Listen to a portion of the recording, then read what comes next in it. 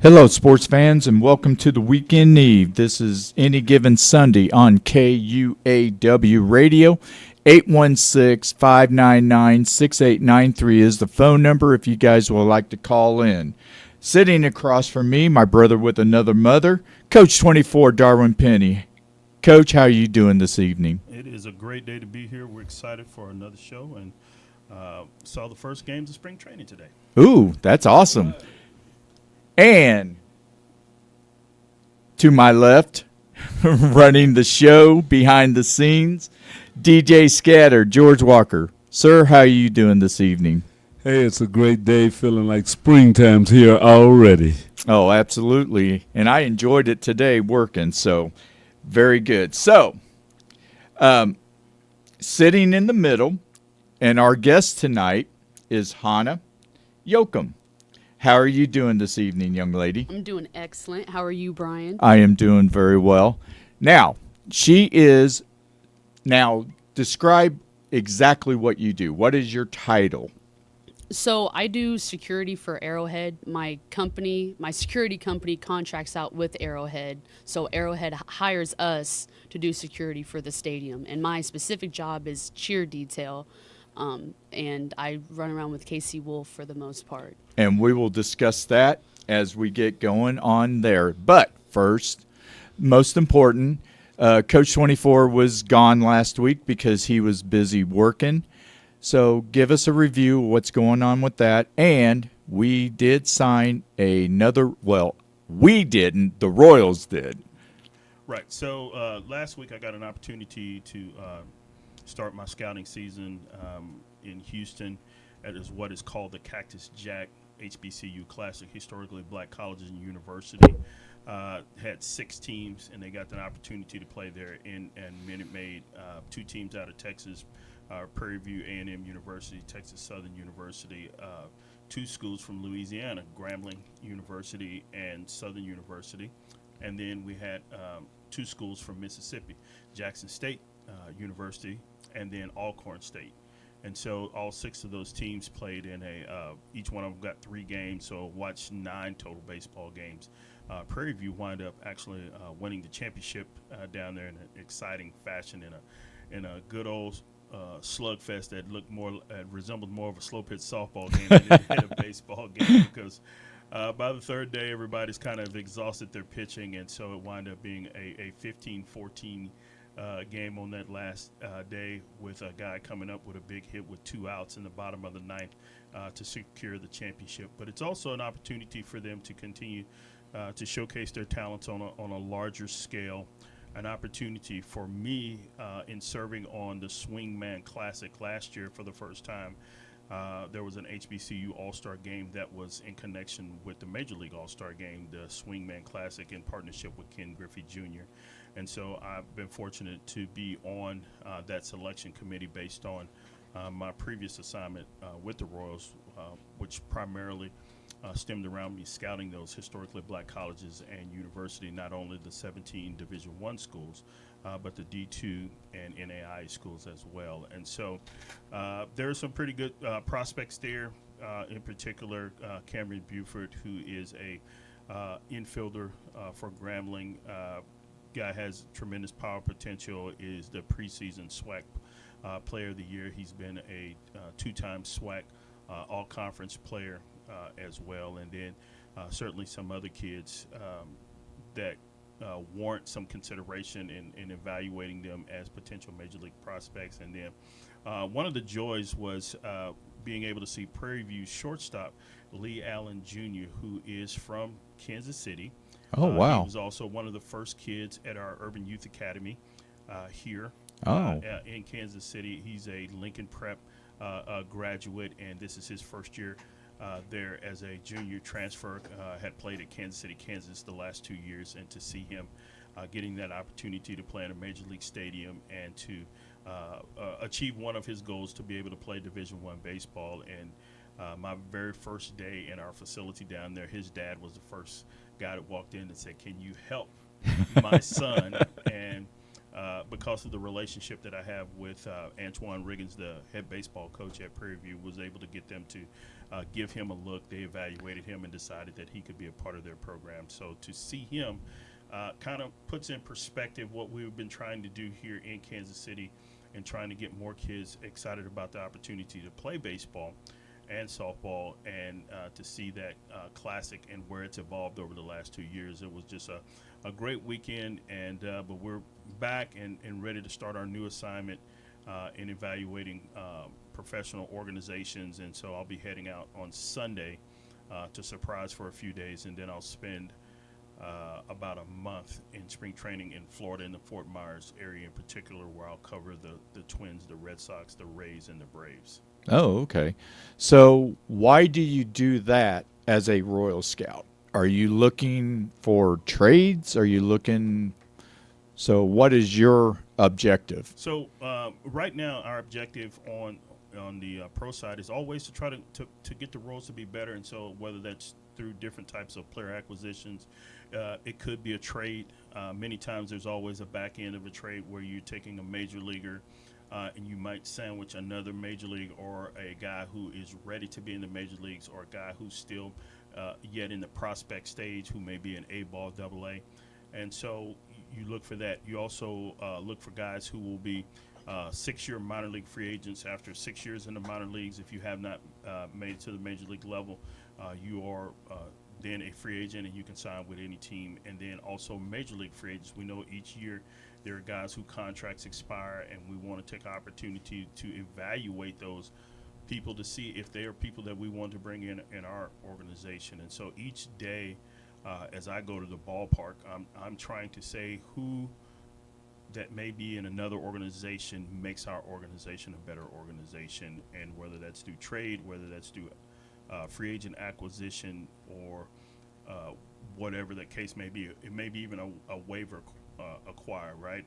Some of the guys that I'll target when I go to spring training will be guys who are out of options. And so for those who may be unfamiliar with out of options, you get 3 options once you get to the major league level, which means a team can send you back to the minor leagues over a 3-year period. They get 3 opportunities to send you back. After that third opportunity, you then have to clear waivers in order for them to send you back to the minor leagues. And so our eyes are always, you may not fit that team's plan, but you may be in an opportunity to fit our plan. And so if anybody is on that waiver wire, we want to do our best in evaluating and making sure that we've given ourselves the best opportunity to get better as an organization from top to bottom and as a major league club. Absolutely. So you said that the Royals did have their first spring training game today? They did not, but the first spring training game today was the Dodgers and Oh, Padres. yeah. And, man, let me just say this. Everybody beware. The Dodgers came out swinging the bat like those guys that were on the Bugs Bunny cartoon, the Gas House Gorillas. Uh-huh. They were swinging telephone poles. I mean, they scored. They batted around in the first inning. Oh, wow. And 2 of their best players didn't play. Ohtani didn't play. Right. And Freddie Freeman didn't play. And so just to see the way they were hitting the balls today, I was like, man, if they're sending a message to people, it was a big message today. Yeah, because I think I turned it on for like a second, and they were up like 9-1 after a few innings. So, yeah, I was like, because Padres are my second team, Right. behind the Royals. So I was like, oh, dang, no. This is not another season of a bad Padres team. Right. So, Well, we don't want to be Cactus League champions again this year. We want to Right. make sure that we do a great job in spring training to get ourselves prepared to have a successful start of the season. We have not been good in April and May over the last several seasons. And, when we finally started playing above 500 ball last year, it was in September. And so can we build off of last year's September with our young guys? We're getting Vinny Pasquantino back to be in the middle of that lineup with Salvi. Miguel Garcia had an unbelievable winter league where he batted nearly 400 in the winter leagues in about 150 plate appearances. Certainly we're excited about having Bobby long-term in the fold and what he was able to do last year with 30 home runs and 49 stolen bases. We feel like he will only get better. And then how do we round out the rest of the lineup? And then obviously this week we just had another acquisition in John Schreiber, who should give us some more depth in that bullpen. He's a proven major league player, and we only had to give up a minor league player who had not been above the AA level to acquire him. And so that's what we're looking at as we begin spring training. absolutely. That sounds great. So, what did Bobby Witt do in the offseason to get him trained? Now, you said Garcia played like 150 game or 150 at bats. or 150 at bats. So, I know Salvi used to always play in the Puerto Rico leagues or whatever after the season. How difficult sometimes is it to do that when you have a grind of 162 games? I know not every player does that, but a lot of the players from like Puerto Rico and Venezuela and all those players. It's a sense of pride for the Latin American ball players to play in their country because they spend the rest of the year playing here in the States, but to be able to play in front of their fans, it's their way of keeping themselves in shape. Some people look at it as like it's high risk. Well, think about this. Most basketball players are playing some form of pickup basketball in the offseason to get themselves in shape. And so, but our guys that are here, Bobby and those guys, Bobby said he spent a lot of his time this offseason working with Maurice Green, the former Olympic sprinter, Oh, wow. because he wants to be more efficient in his stealing of bases. He stole 49 bases, but he also was thrown out a league high number of times. And so one of the things he talked about is he wanted to be better and more efficient at how he was running. And so he's prepared his body. He spent the time preparing his body. And then how can I get a step faster when last year he was recorded as the second fastest sprint speed? So to have a young man of his caliber to say, I'm not going to rest on where I am now, I want to get better. And we know that there's more left. I mean, He's 23. He'll be 24 in June, and so he's still probably 2 years away from being in the prime of his career, and so he wants to make himself better so that he makes his team better. Because one of the things he talks about is wanting to be able to bring a championship here to Kansas City.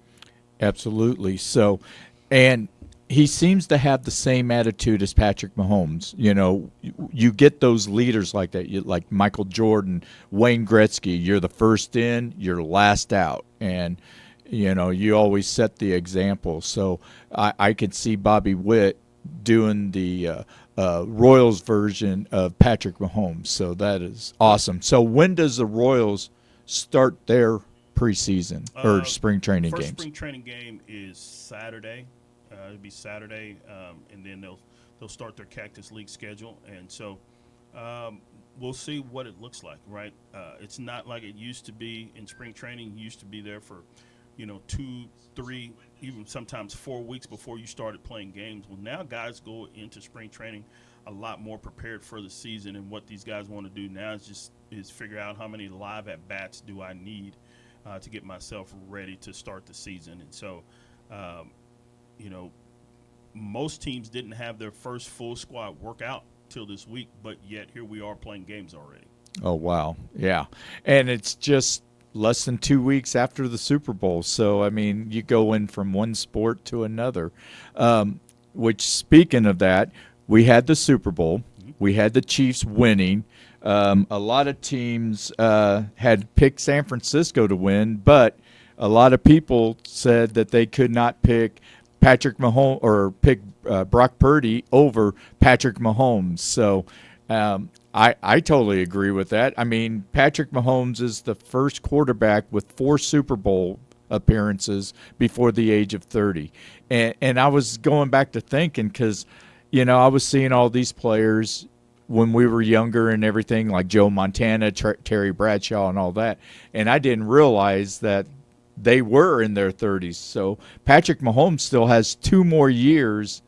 Well, actually, no, he'll have 1 year because he's 28 now. He'll be 29 during the season. So then he'll be 30 in 2 more years. But, I mean, he still has an opportunity to become the first quarterback, the first team to win 3 Super Bowls. Now, how hard is this going to happen, especially now when everybody is going to look to gun for him? I think it's a difficult task based on the fact that history has shown us for 58 years nobody's been able to three-peat, right? Even some of the best teams that we've known in modern history, we've seen teams able to get to 3 consecutive Super Bowls. We saw a team able to get there 4 consecutive years, right, but nobody's been able to win 3 consecutive Super Bowls. There's always been something, whether there was an injury, whether there was a holdout, whether there was a fluke play that keeps you, or a bad first quarter. I think about the Cowboys when they were trying to three-peat back in 1994. They have a bad first quarter. They give up 20 points to the 49ers, and were never able to overcome that. Right. The Steelers of Super Bowl 9 and 10 lose to the Raiders on a key turnover, and they're unable to three-peat. The Dolphins lose the Sea of Hands game in 1974, and so their opportunity to three-peat. Green Bay, who won the first 2 Super Bowls, their coach retires after winning back-to-back Super Bowls. And then in our recency, we saw the Patriots, win with Tom Brady early in his career, and then all of a sudden the next year they don't even make the playoffs, but then they come back and win a Super Bowl after that. And so just the expectations, everybody coming to challenge you, to give you their best game. You're also dealing with free agency, which is very different now than it was 20, 30 years ago. Right. Everybody wants to get paid. Yeah. Right. Everybody wants to get paid. And so here you are. We also, when you're talking about first with Patrick Mahomes, we saw for the first time a team win the Super Bowl with their quarterback having a cap hit as large as his cap hit was Right. in this particular new era of football. And so there's just so many things, the demands on your time. Everybody wants to do a commercial with you. Everybody wants you to endorse their product. And so to keep your players hungry, to keep your staff hungry, it's a challenge when you talk about going back, for a third consecutive year that we haven't seen in the Super Bowl era. And the closest that we've seen to it, obviously, was the first two Super Bowls that the Packers won. That was followed by the last NFL championship that they'd won in 1965. And so it's a very difficult task. The best thing is Kansas City is learning how to win this second Super Bowl, and now even to a third Super Bowl, with being able to change their identity a little bit, right? We're not the same Kansas City Chiefs that won the Super Bowl with a high-powered offense and a bend but don't break. We saw a defense this year that consistently got better and became one of the best defenses in the league, and we saw evidence of that throughout the season and then even into the playoffs and ultimately into the Super Bowl by being able to not stop but control and come up with big turnovers in the Super Bowl against San Francisco. And so if there was ever an opportunity for them to do it, I think in changing that identity, if you go back to the historic Steelers, they changed their identity on the second two Super Bowls on the back end where they allowed Bradshaw to throw a little bit more to Swan and Stallworth, whereas the first two, it was a dominant defense and a Franco Harris running game. And so while you're transitioning, you may not win one. Right. And so it took them another couple of years before they were able to make that full transition, and then all of a sudden they win two more Super Bowls in 4 and a 6 year period. Yeah, absolutely. So saying this, our defense was the second – well, actually the Chiefs was the second youngest team to win back-to-back Super Bowls at 26 years, 197 days. Now, saying that, you've got 5 guys on the defense that is going to want to get paid. One person has already said that, and Janarius Sneed.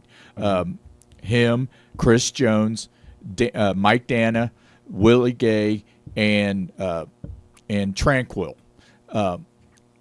And you can't keep all those. So, I have been hearing, how free agent wide receivers, or there's a couple of guys from free agency they're like, oh, we'll like to come to Kansas City.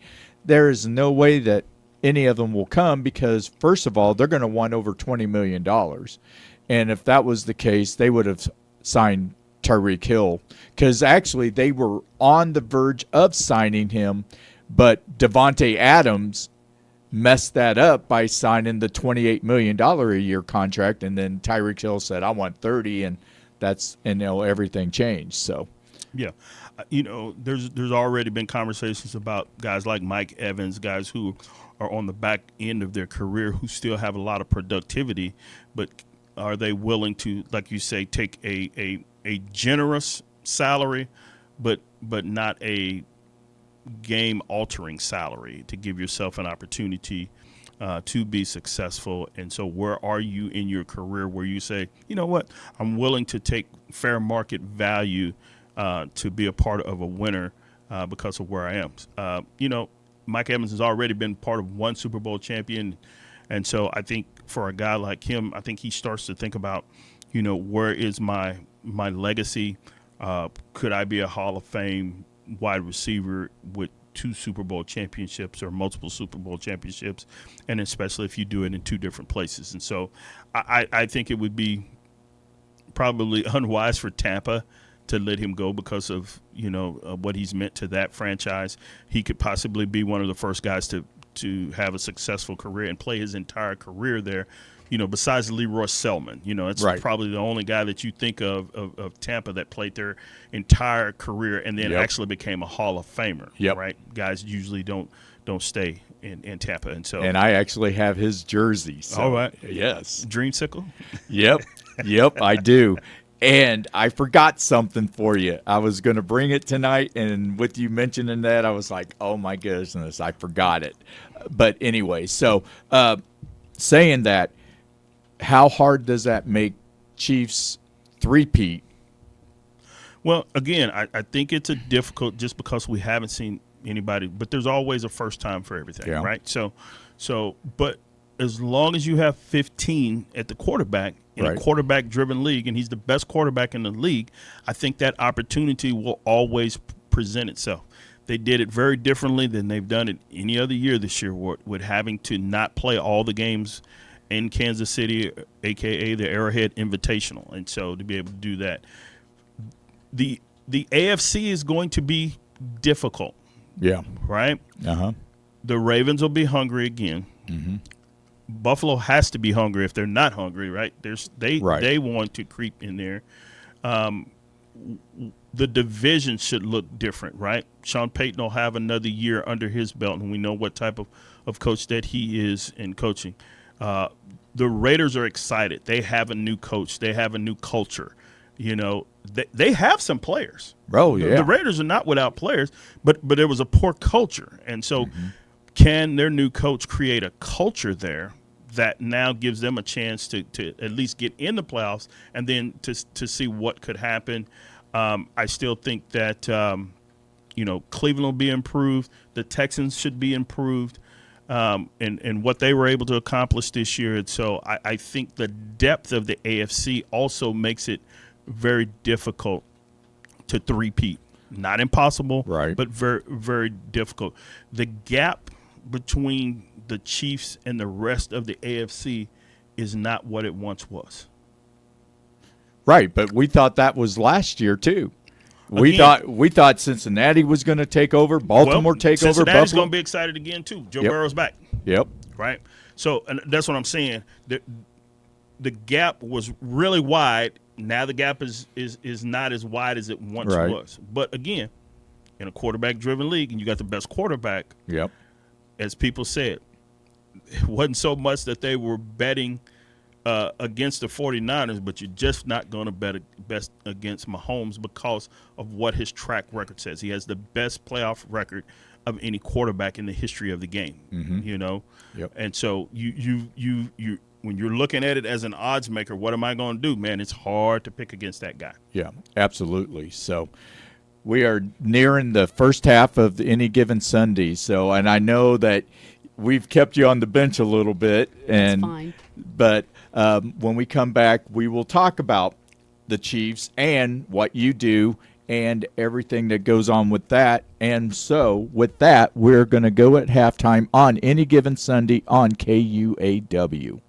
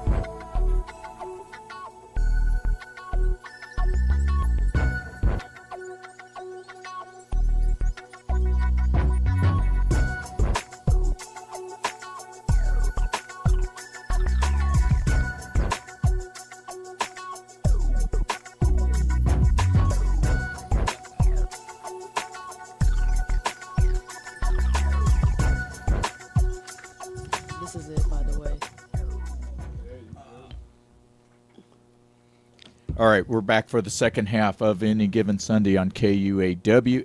816-599-6893 is the phone number if you guys want to call in to speak your piece. I've got Coach 24, I've got DJ Scatter behind the scenes, and we've got Hannah Yoakum with us tonight. Now, so during the playoffs, you worked all the playoffs. Yeah, I worked all the home playoff games, So so just what- the Miami game. You just worked the well, yeah, that's right. So, Yeah.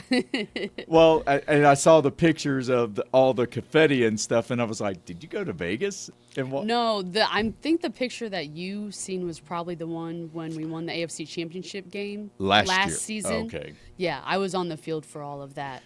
So, how was the weather for you as an employee to work in that frigid, cold weather? It was crazy, Brian. I mean, I had 5 layers on, heated socks, and I was still cold. It was ridiculous. I had a ski mask on, ski goggles, the whole thing, and I was just freezing. So I couldn't imagine the players and the fans just standing in one place, because I usually move around a lot. I'm running, staying active, so sometimes I'll be warm. But, yeah, standing around, and it was cold.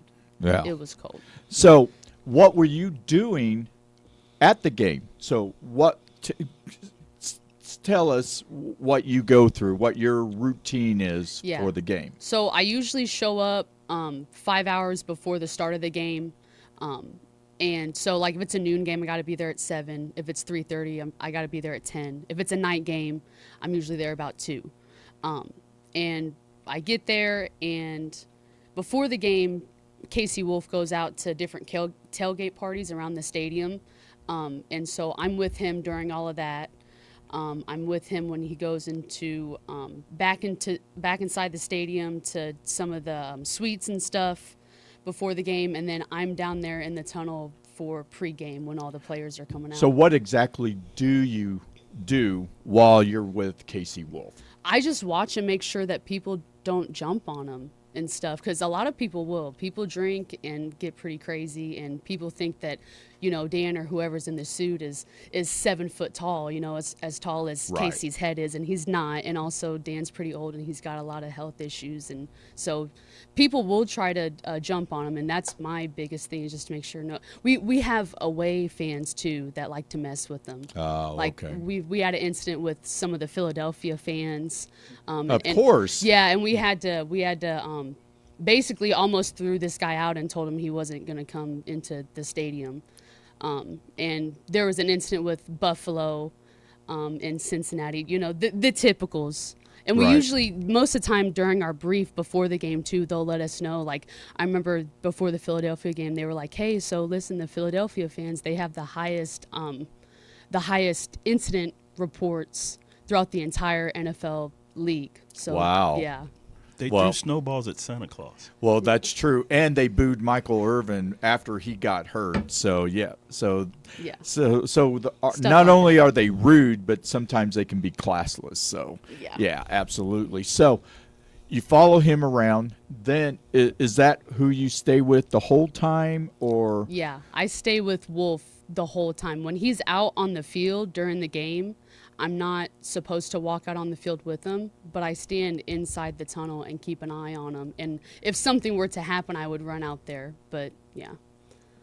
cool? So saying all that, now you've got a Super Bowl ring. So Mm-hmm. just to show people, I've got a fake one, but she's got a real one. So did they just give that to you?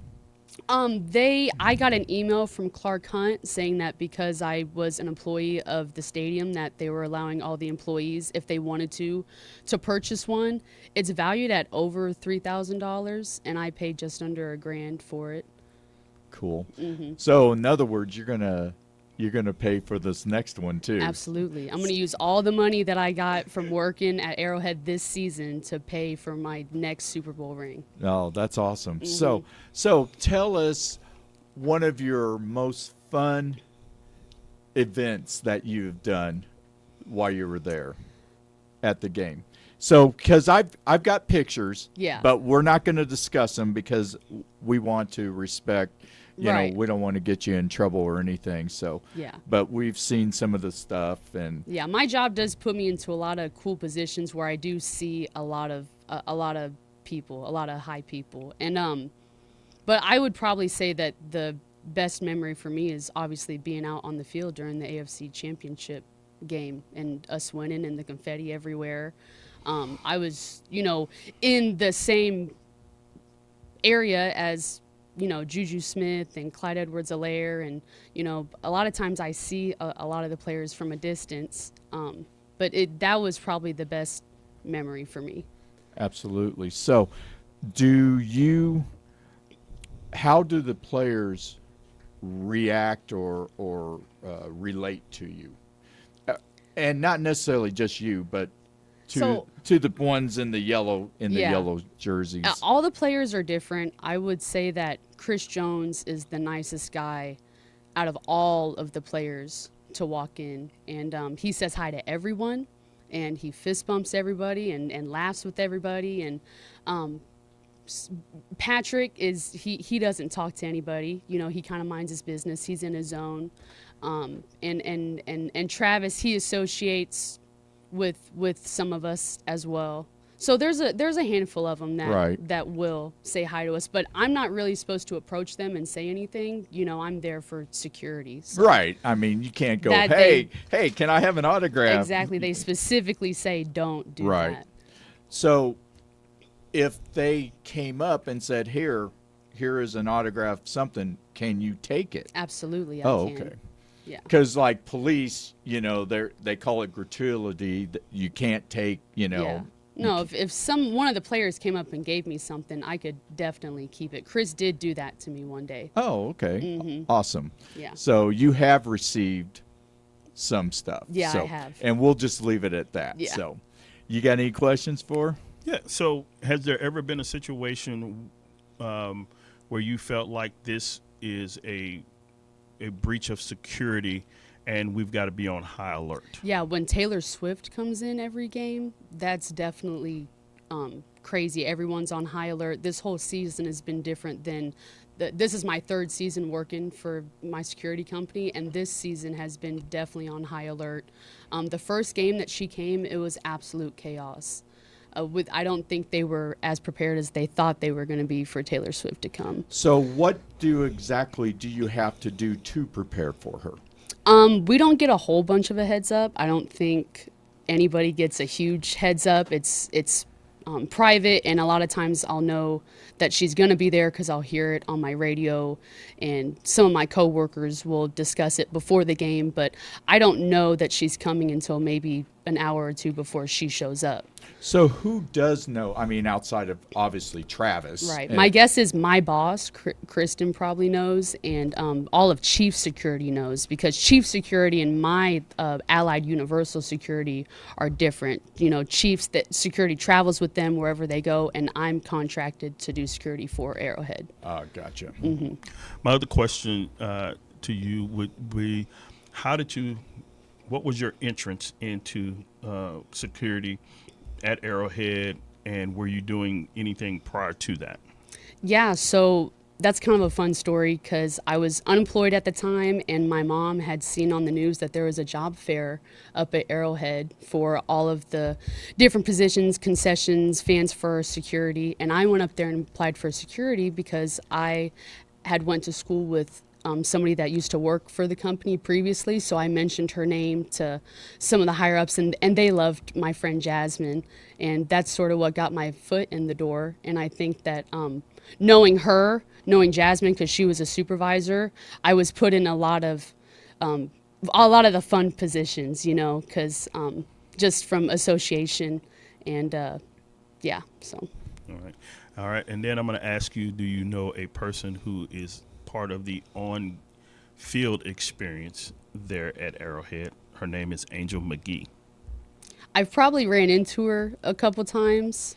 If I seen her face, I'd probably be like, oh yeah, I see you all the time at Arrowhead. Yeah, Angel, she had a distinction at one time where she was working for both the Royals and the Chiefs. She was a full-time employee a part of my staff with the Royals, and then the Chiefs was a part-time gig that she's also been over there. But she's part of their on-field experience there, and so she's been there.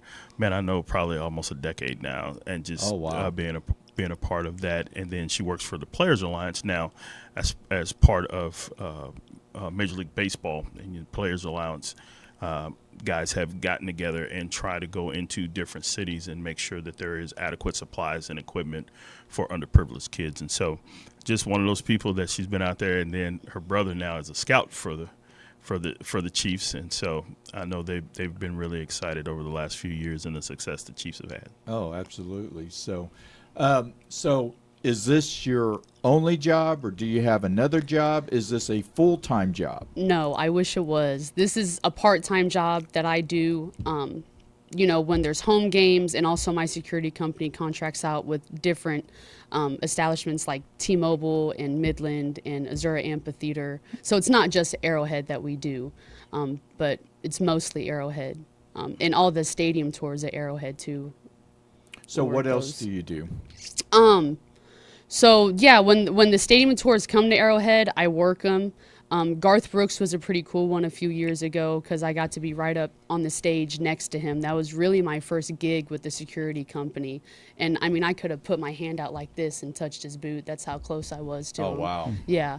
And then the first game that I ever worked for Landmark, it was Landmark at the time, and now it's Allied Universal. I was actually on the field. And I remember because it was 3 years ago, it was the season opener, and we were playing the Cleveland Browns. Baker Mayfield was still on the team. Baker.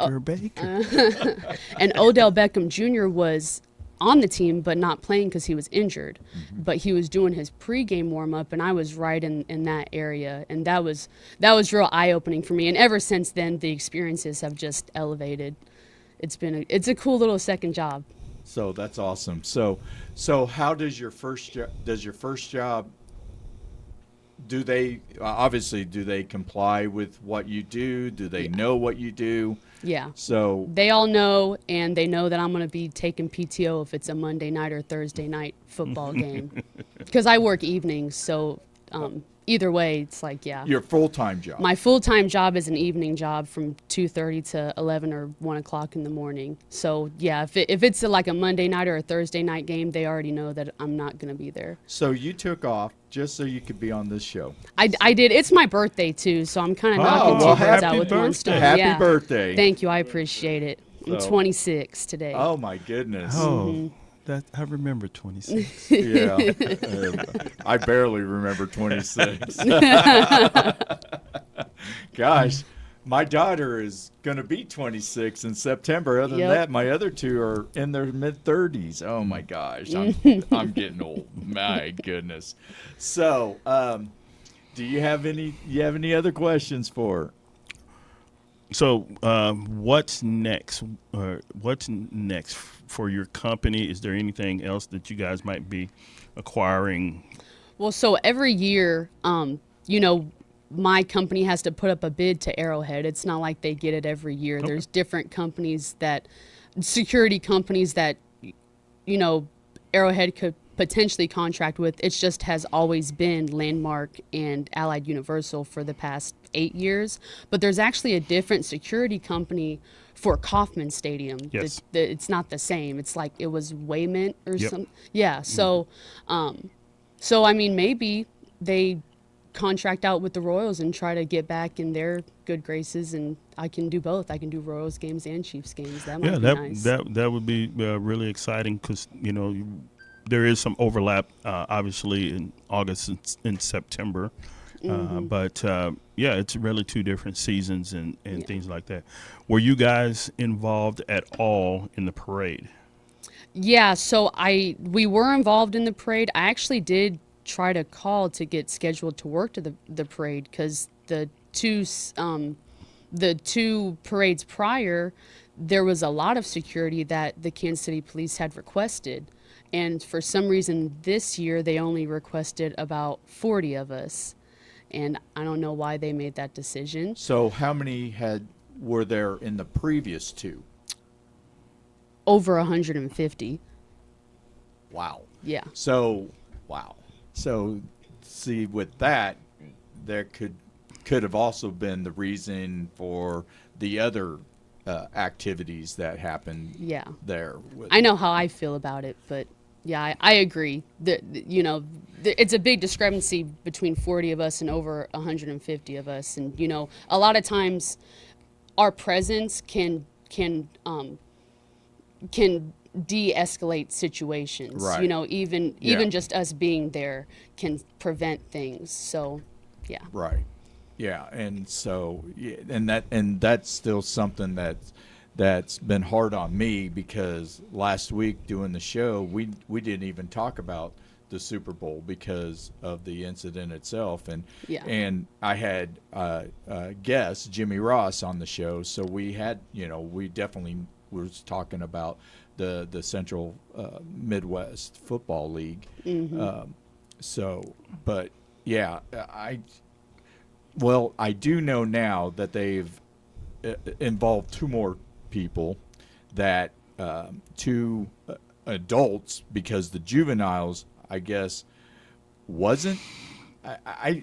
I'm still kind of. It's sort of unclear because they're not releasing a whole bunch of information. But yeah, Right. there's two adults charged with murder, and then the two juveniles aren't charged with murder yet. They're just charged with like firing, a Right, firearm, and right. but the one guy that.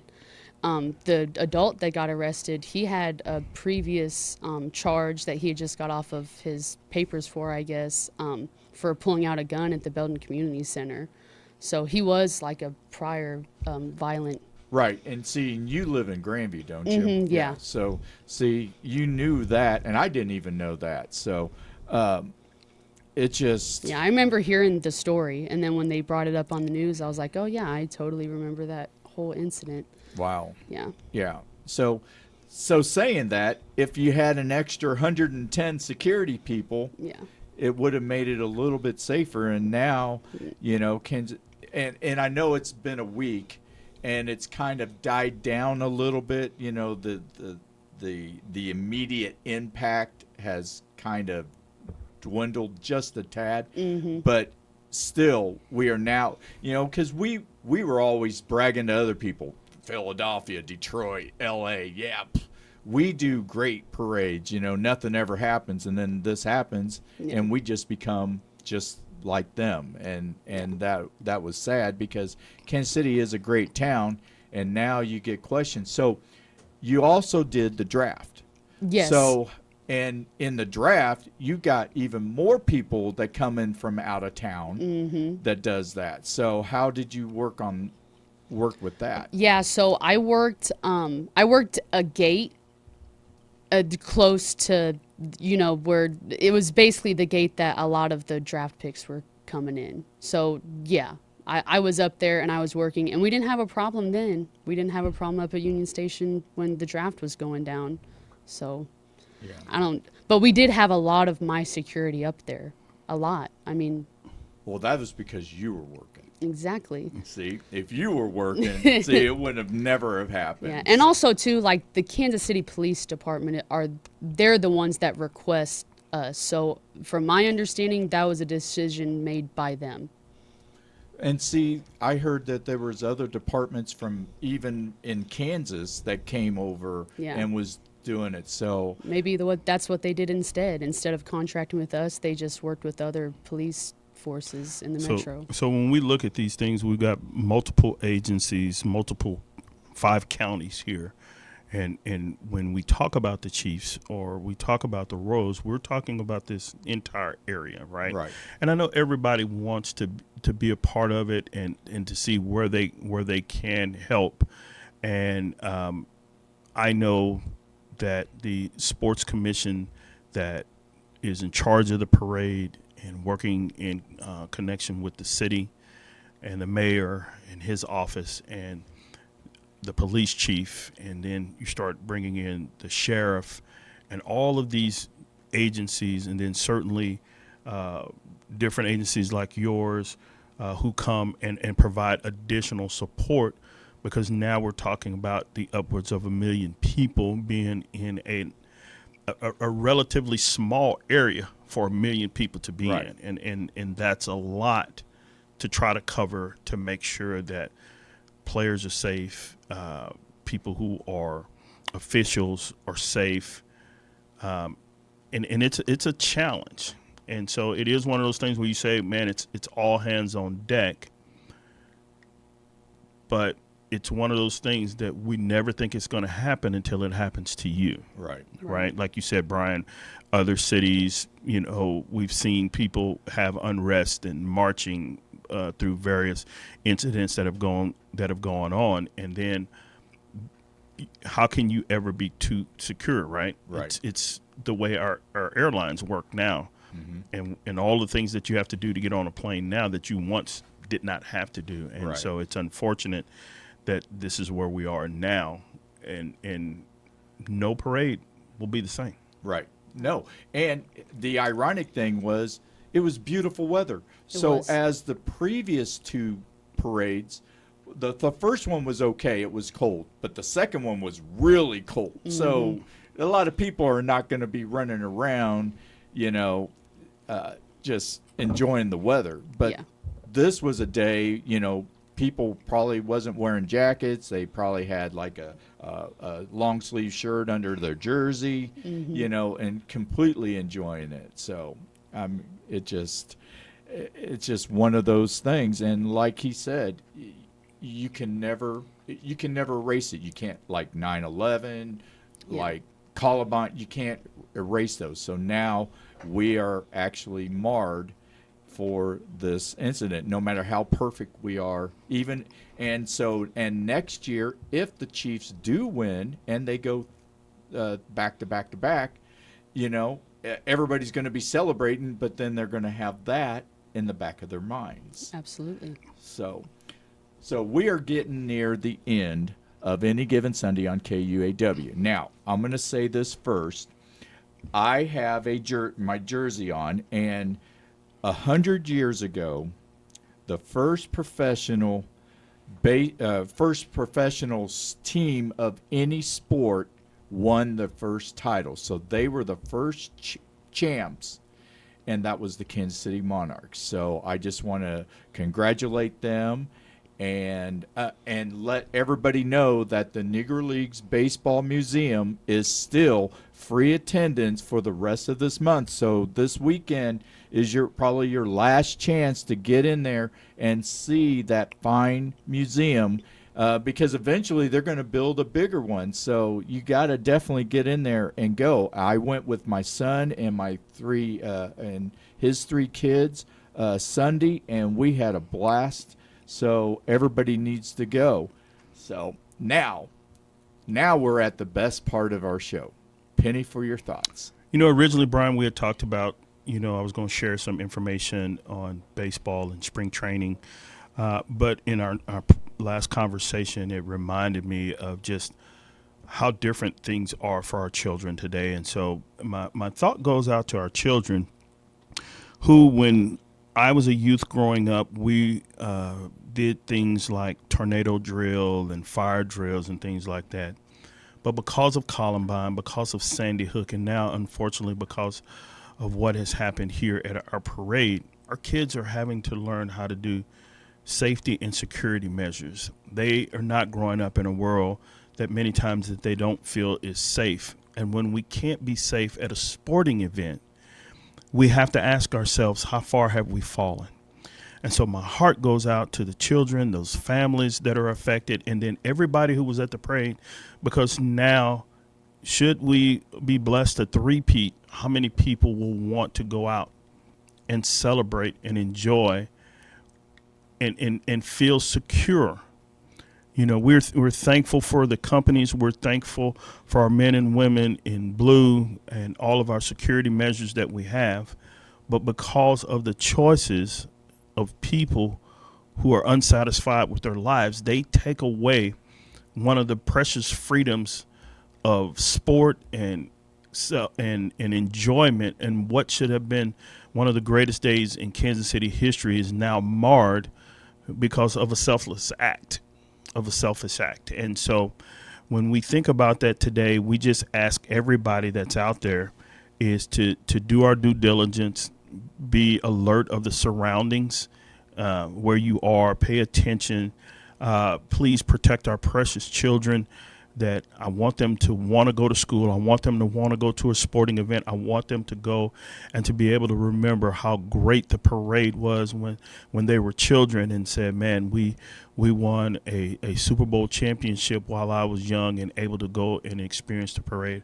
I want moms and dads to be able to put their kids in the car and to be able to go out and celebrate that as a dad and a son and a mom and a daughter, or a dad and a daughter, to be able to put them up on their shoulders and watch these star players come by and to be able to celebrate that moment in time, because Kansas City waited 50 years between the first and the second Super Bowls, and now we've become accustomed to winning. And for somebody for a few people to take that away from us, my heart continues to go out for those families directly affected, and for all of our children who could potentially be traumatized. And so for all of our school employees, for all of our counselors that are going out there and trying to help them navigate this, we take our hats off to you. And Kansas City, remember, this is a great place to live, and we want to enjoy this ride that we have with the Chiefs, and then hopefully soon the Royals will be back up on top again.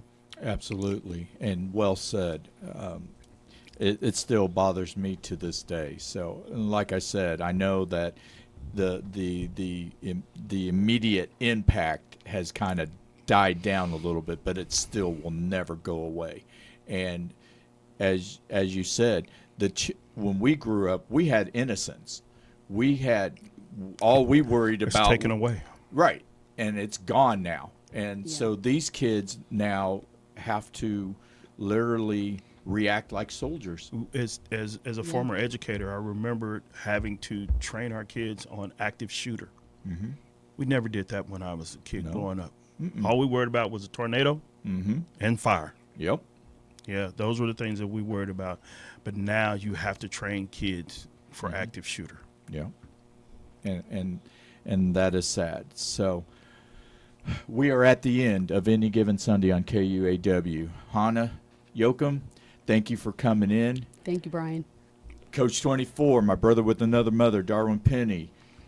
Another awesome show. DJ Scatter, George Walker, thank you very much for running the show for us. And I'm Brian Kress, the awesome voice. Be awesome, not angry, and you guys have yourself a phenomenal sports weekend.